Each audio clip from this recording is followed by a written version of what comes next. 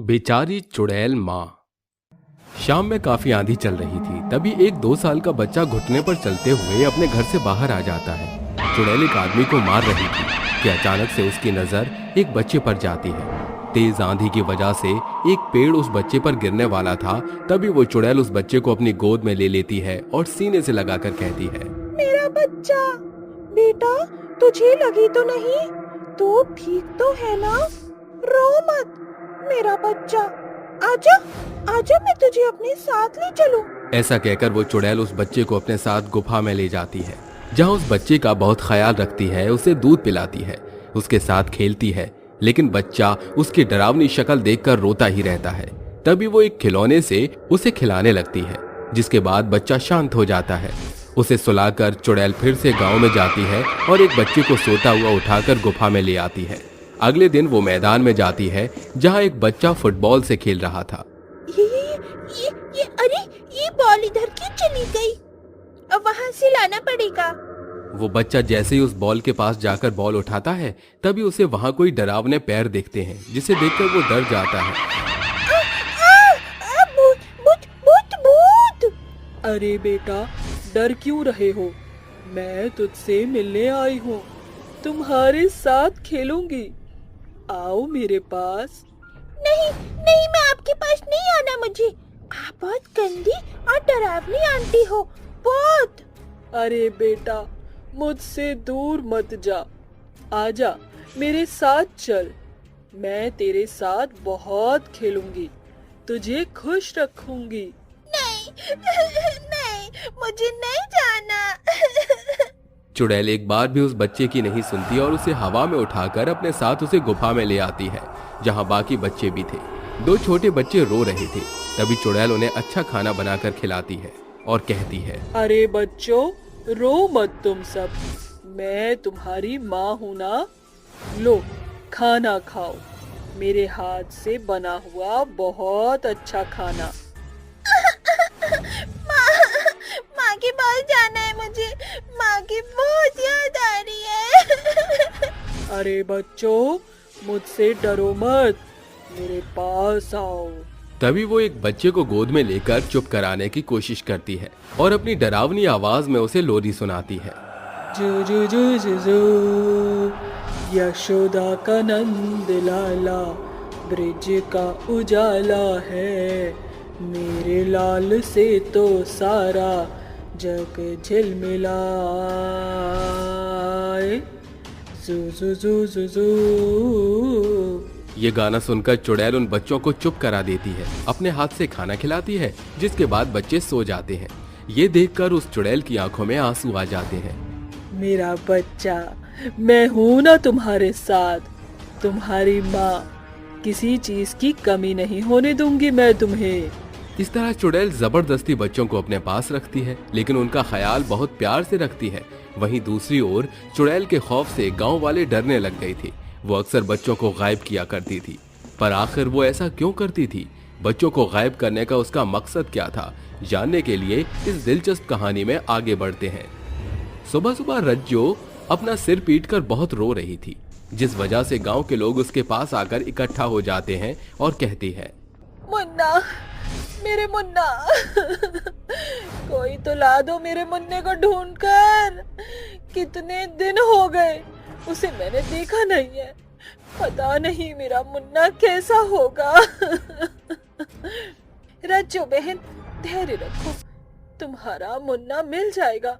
सरपंच जी से मैंने बात की थी, सरपंच जी मेरे बच्चे को मेरे पास लाएंगे जब उसे कुछ हो जाएगा तब। एक एक दिन बड़ी मुश्किल से कट रहा है मेरा बेटा भी गायब हो गया कल शाम से, लापता है वो भी यही मैदान में खेल रहा था, फिर मिला ही नहीं।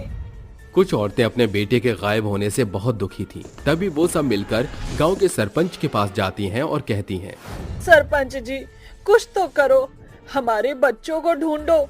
इसका मुन्ना तो 2 साल का है, पता नहीं कैसे रह रहा होगा अपनी माँ के बिना। आप कुछ करते क्यों नहीं? आप सब फिक्र मत करो, मैं एक अधिकारी को जानता हूँ, वो इस गांव के गायब बच्चों को जरूर ढूंढेंगे। जल्दी कीजिएगा सरपंच साहब।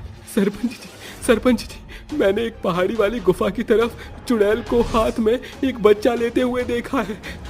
अरे मुझे डर लगता है वो जरूर उसी गुफा में है। आइए हम सब उधर ही चलते हैं। हाँ हाँ चलो चलो, हाँ हाँ चलो चलो। ऐसे मत जाओ, क्या पता वो चुड़ैल ताकतवर हो, इसलिए ऐसे मत जाओ। सभी गांव वाले अपने हाथ में एक एक मशाल ले लो और मेरे साथ उस गुफा की ओर बढ़ो। सरपंच की बात सुनते ही सब लोग अपने हाथ में एक मशाल लिए उसी गुफा की ओर बढ़ते हैं जहां चुड़ैल थी। तभी चुड़ैल को बहुत सारे लोगों के आने की आहट होती है। अरे यहाँ कौन आ रहा है, मुझे देखना ही होगा। गांव के लोग उस गुफा में आ जाते हैं। तभी रज्जू अपने बच्चे को देखकर भागकर उसके पास आ जाती है, लेकिन चुड़ैल उसे रोक लेती है। मेरा बच्चा, आ गई तेरी माँ आ गई, तुझे लेकर जाऊंगी अब मैं। मुझे छोड़ो तुम, क्यों मुझसे मेरे बच्चे को दूर कर रखा है? जाने दो मुझे उसके पास। नहीं, वो मेरा बच्चा है, मैं उसकी माँ हूँ, तुम नहीं। आखिर तुमने क्यों इतने सारे बच्चों को उनकी माँ से अलग कर रखा है? एक चुड़ैल होकर इतने सारे बच्चों को अपने पास क्यों रखा है तुमने? नहीं दूंगी, किसी को भी कोई भी बच्चा नहीं दूंगी। ये मेरे बच्चे हैं और वैसे भी मैंने इनका बहुत अच्छे से ख्याल रखा है। क्या बच्चों का तुमने ख्याल रखा है? तो फिर तुमने गायब क्यों किया बच्चों को उनकी माँ से? क्योंकि मैं बेचारी माँ अपने बच्चे को ढूंढ रही हूँ। मुझे मेरा बच्चा चाहिए था, इसीलिए मैंने इन बच्चों को उठा लिया ताकि माँ की ममता दे सकूं।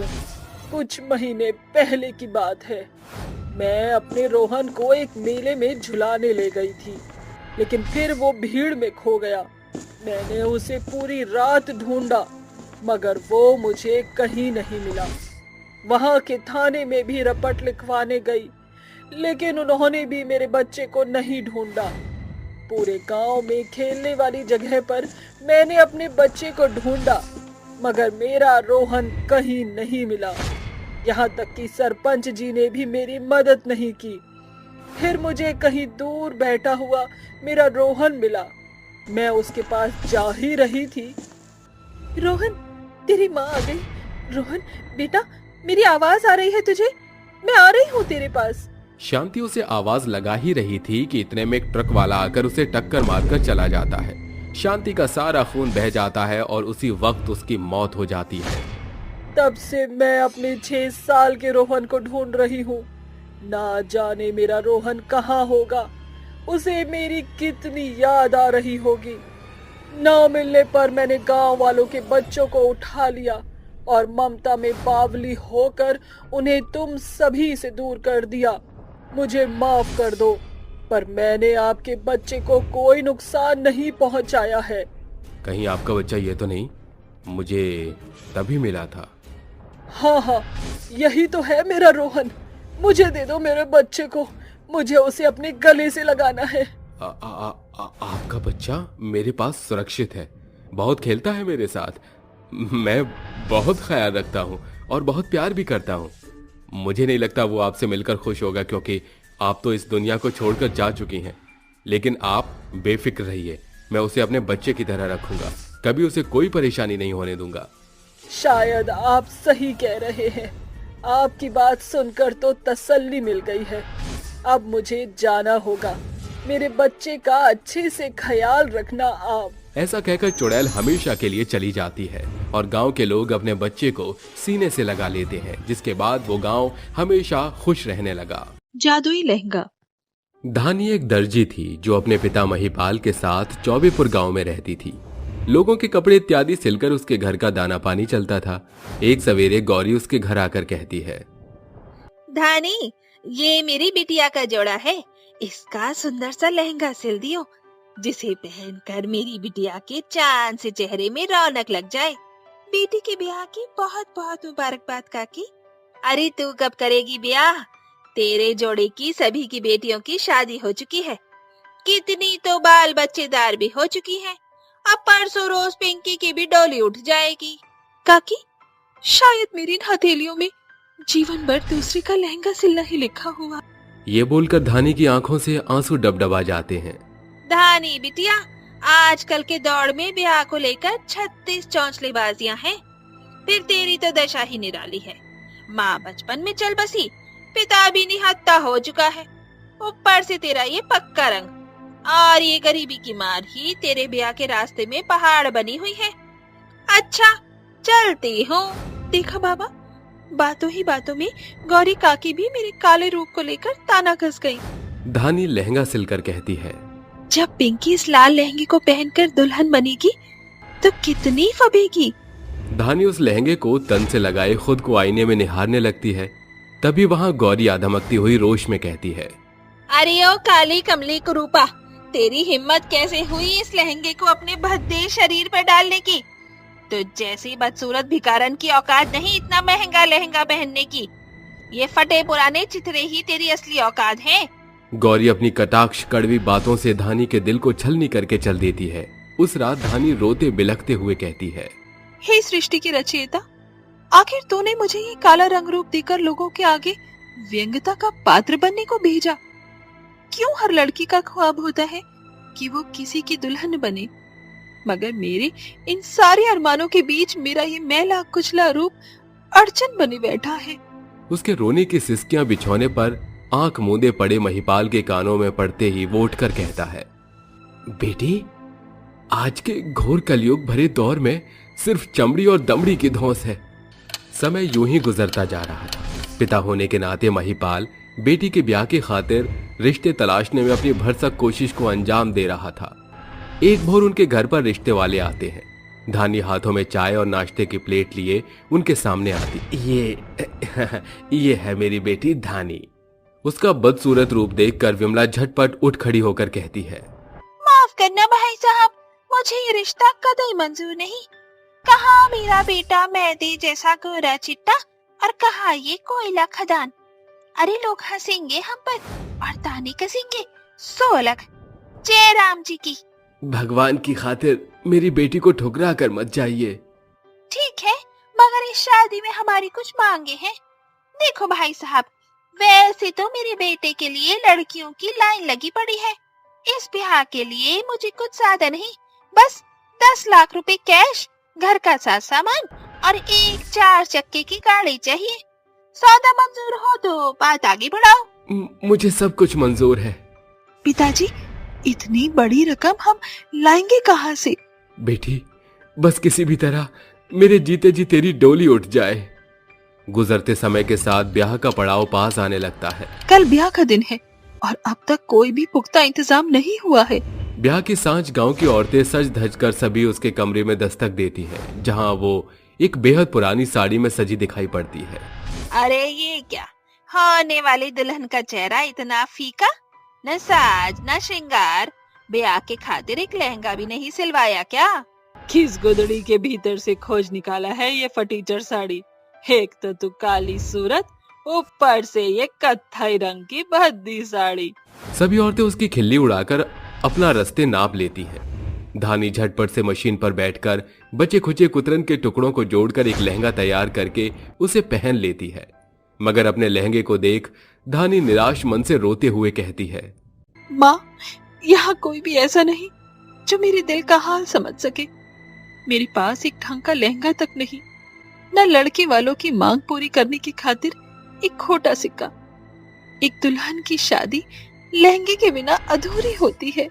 धानी अपने लहंगे को निहारते हुए फूट फूट कर रोने लगती है। तभी उसकी आंसू की कुछ बूंदें लहंगे पर पड़ते ही उसका लहंगा चमचमाते हुए जादुई लहंगे में बदल जाता है। मेरे तन पर फीका उदास लहंगा था, फिर ये चमचमाते लहंगे में कैसे बदल गया? धानी अपनी जादुई लहंगे को देखकर फूले नहीं समाती और वो शीशे में खुद को निहारते हुए कहती है, ये लहंगा तो वाकई में बेहद खूबसूरत है, मगर ये लहंगा भी मेरे काले भद्दे रूप की छवि को खुद में नहीं समा पा रहा। काश कि मेरा रूप भी इस लहंगे जितना अद्भुत होता। धानी के इतना कहते ही जादुई लहंगे के भीतर से एक रोशनी उसे सिर से पांव तक सराबोर कर देती है, जिसके बाद उसकी कुरूपता जन्मजात बच्चे सी कोमल और सुंदर हो जाती है। क्या ये मेरा ही रूप है? मैं इतनी सुंदर कैसे हुई? एकाएक धानी की नजर जादुई लहंगे पर आ रुकती है। इस लहंगे की चमक और जादुई काम इसको सजीव बना रहा है। क्या मैं इस जादुई लहंगे से कुछ और मांग कर देखूं? धानी जादुई लहंगे से मांग करती हुई उसे एक टक निहारने लगती है। ए मेरी जादुई लहंगी, क्या तुम मुझे श्रृंगार का साथ सामान दे सकती हो? अगले ही पल धानी के आईना श्रृंगार के सामान से भर जाता है। तभी अंत में वहाँ महिपाल आता है। क्या बात है पिताजी, आपका मन इतना बोझिल क्यों दिखाई पड़ रहा है? मैंने सरपंच से लेकर सभी ऊंचे जमींदारों तक का दरवाजा खटखटाया बेटा, मगर कहीं से भी 1 रुपए की सहायता नहीं मिली। डर है कि आज तेरी बारात चौखट से न लौट जाए। पिताजी, बारात के आने का वक्त है, उनकी सारी मांगे जरूर पूरी होंगी। मगर बारात में कुछ ही पल की देरी है। ये मेरे जादुई लहंगे, मुझे तुमसे आर्थिक सहायता की जरूरत है। दुल्हन के लिबास में बदली धानी का जादुई लहंगा उत्कर्ष प्रकट करता है। लहंगे के क्यारियों में लगे गोटों के भीतर से अनेकों हीरे झड़ने लगते हैं, जिसे देख महिपाल स्तब्ध रह जाता है।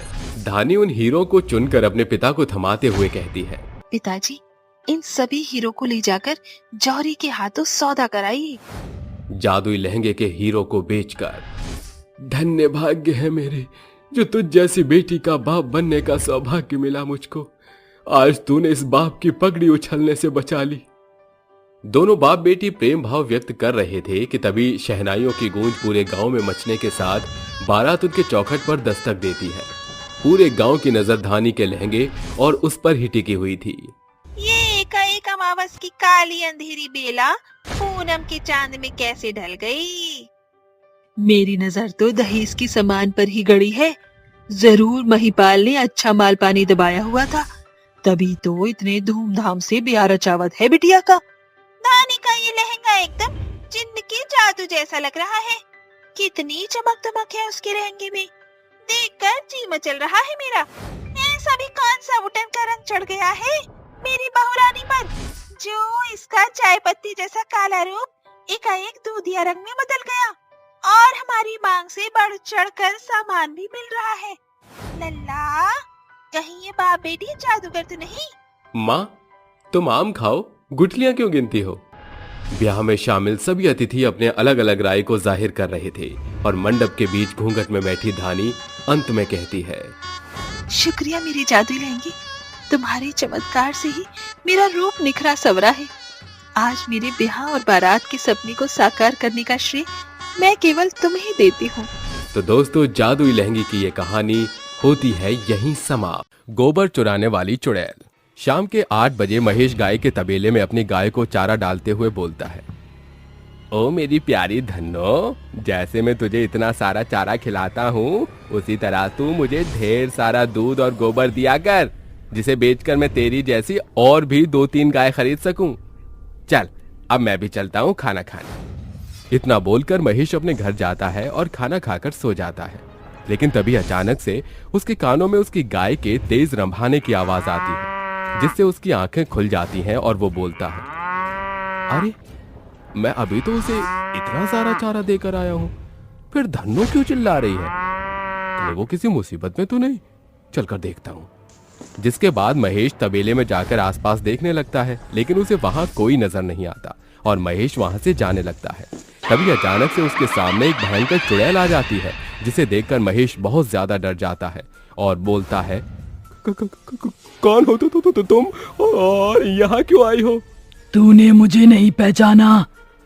बड़े अफसोस की बात है, मैं तेरी मौत हूँ और तुझे ऊपर पहुँचाने आई हूँ। छोड़ दो मुझे, मत मारो, मैंने तुम्हारा क्या बिगाड़ा है? बचाओ, कोई मुझे बचाओ, वरना ये चुड़ैल मुझे मार देगी। मूर्ख इंसान, कब तक तू अपनी मौत से भागेगा? आज तेरा मरना निश्चित है, मरने के लिए तैयार हो जा। इतना बोलकर चुड़ैल महेश का गला अपने हाथों से दबाकर उसे मार देती है, जिसके बाद चुड़ैल महेश की गाय का सारा गोबर चुराकर वहां से चली जाती है। इस हादसे को कुछ दिन बीत जाते हैं। ऐसे ही एक रात की बात है। उस रात जगदीश खाना खाकर आंगन में टहलते हुए अपनी पत्नी सावित्री को आवाज देते हुए बोलता है, सुनो सावित्री, मैं तबेले में जा रहा हूँ गाय को चारा डालने, थोड़ी देर में लौट आऊंगा। ठीक है, जल्दी आइएगा। जिसके बाद जगदीश घर से बाहर निकलता है। उसका तबेला घर के बगल में ही था और जगदीश तबेले के अंदर घुसता है और वो देखता है कि उसकी गाय का गोबर एक घूंघट में बैठी औरत उठा रही है, जिसे देखकर वो बोलता है, कौन हो तुम और यहाँ पर मेरे इस तबेले में क्या कर रही हो? और तुम मेरे गाय का गोबर क्यों चुरा रही हो? जवाब दो मुझे। तभी चुड़ैल खड़ी होती है और अपना घूंघट हटाते हुए बोलती है, जवाब चाहिए तुझे तो सुन, मैं तेरी मौत हूँ और तुझे मारने के लिए यहाँ आई हूँ। अपने सामने चुड़ैल को देख जगदीश डर से थर-थर कांपने लगता है और उससे अपनी जान की भीख मांगते हुए बोलता है, मत मारो मुझे, भगवान के लिए मेरी जान बख्श दो, छोड़ दो मुझे।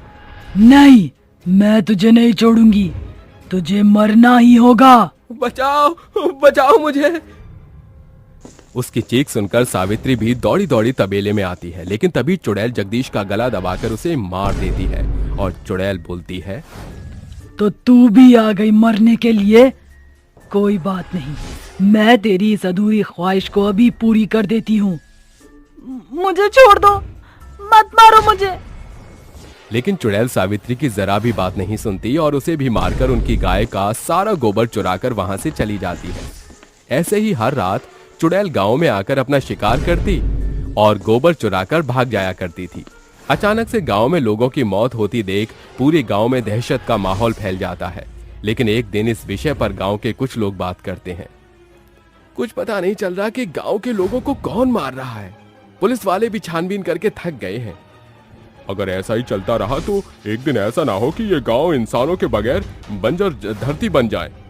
देखो भैया, आज के टाइम में तो कोई भी भूत प्रेत पर यकीन नहीं करता, लेकिन मुझे ऐसा लगता है कि हमारे गांव में किसी बुरी शक्ति ने अपना बसेरा कर लिया है और वही लोगों को मार रहा है। अगर तुम सभी कहो तो मैं एक तांत्रिक बाबा को जानता हूँ, जहाँ मैं तुम सभी को लेकर जा सकता हूँ और वो हमें इस मुसीबत से बचा सकते हैं।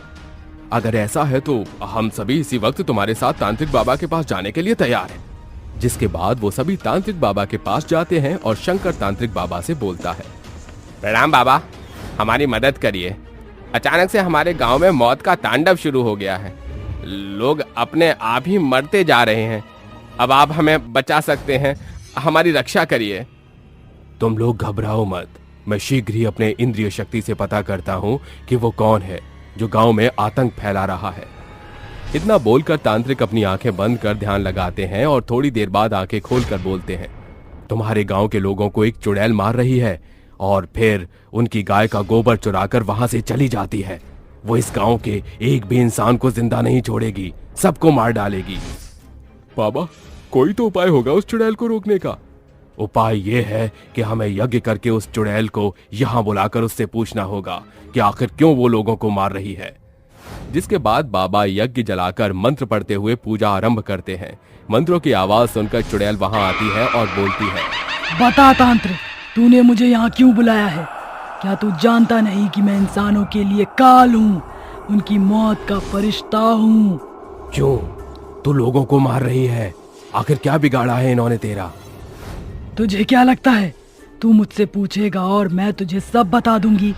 कभी नहीं मूर्ख तांत्रिक, तू मेरी शक्तियों को नहीं जानता, मैं तुझे मार डालूंगी। बहुत गुरूर है ना तुझे अपनी शक्तियों पर। रुक, मैं तेरे इस गुरूर को इसी वक्त चकनाचूर करता हूँ। इतना बोलकर बाबा चुड़ैल के ऊपर अभिमंत्रित भभूति फेंक देते हैं, जिससे चुड़ैल चलने लगती है और बोलती है, रुक तांत्रिक, मैं तुझे सब बताती हूँ। ये कहानी मुकुंदपुर गांव की है, जहां हरियाली से भरपूर सुंदर सुंदर खेत, जगमगाते हुए तालाब थे।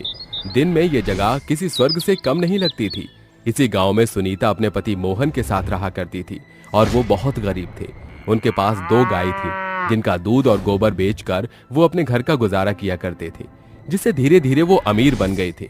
ऐसे ही एक दिन मोहन दूध बेचने शहर जाते हुए अपनी पत्नी से बोलता है, मैं शाम तक घर आ जाऊंगा। ठीक है जी, अच्छे से जाना। जिसके बाद सुनीता गाय के गोबर से उपले बनाने लगती है। वहीं दूसरी तरफ इनका पड़ोसी भीमा उनकी तरक्की से खूब जलता था और बोलता है, पहले तो इनके पास रहने को घर नहीं, खाने को 2 वक्त की रोटी नहीं थी, पर अब देखो इनके पास सब कुछ है और वो ऐशो आराम की चीजें।